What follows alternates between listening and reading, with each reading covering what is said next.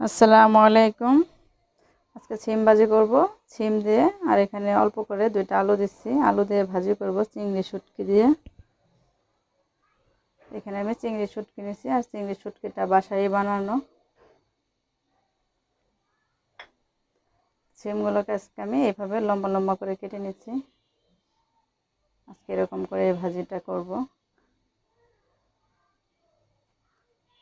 সাথে একটা টমেটো দিয়ে দেব।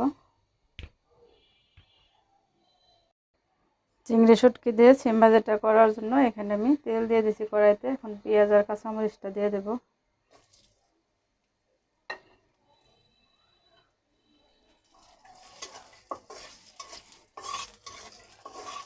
হালকা করে অল্প একটু ভেজে নেব, খুব বেশি ভাজবো না।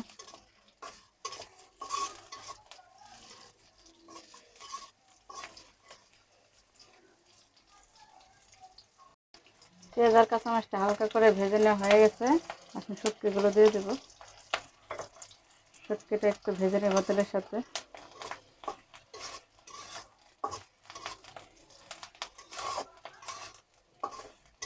ভাজিটা করতে কিন্তু খুবই সহজ আর সময় খুব কম লাগে।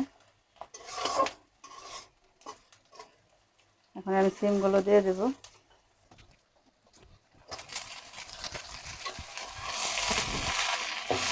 আর এখানে কিন্তু কোনো পানি দেওয়ার দরকার নেই, পানি ছাড়াই কিন্তু ভাজিটা হয়ে যাবে।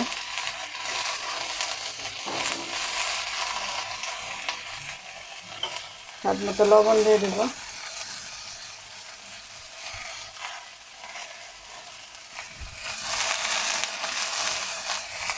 অল্প করে হলুদ গুঁড়ো,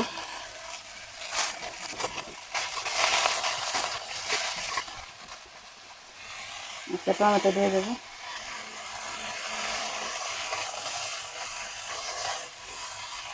এখন ঢাকনা দিয়ে ঢেকে আস্তে আস্তে জাল দিয়ে ভাজিটা ভেজে নেব। ঢাকনাটা খুলে এভাবে কিছুক্ষণ পর পর একটু করে নেড়ে দেব।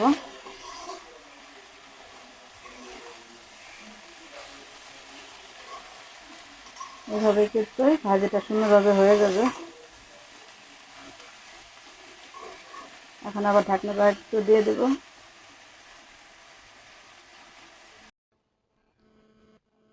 এই তো সিম আলুর ভাজিটা করা হয়ে গেছে। খুব বেশি একটা কিন্তু সময় লাগে না, খুবই অল্প সময়ে ভাজিটা হয়ে যায়।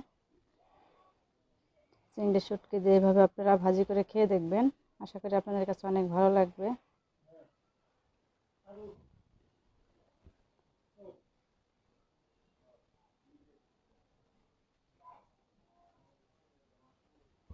গরম গরম ভাতের সাথে কিন্তু এটা খুবই ভালো লাগে। আপনারা চাইলে রুটির সাথেও খেতে পারেন।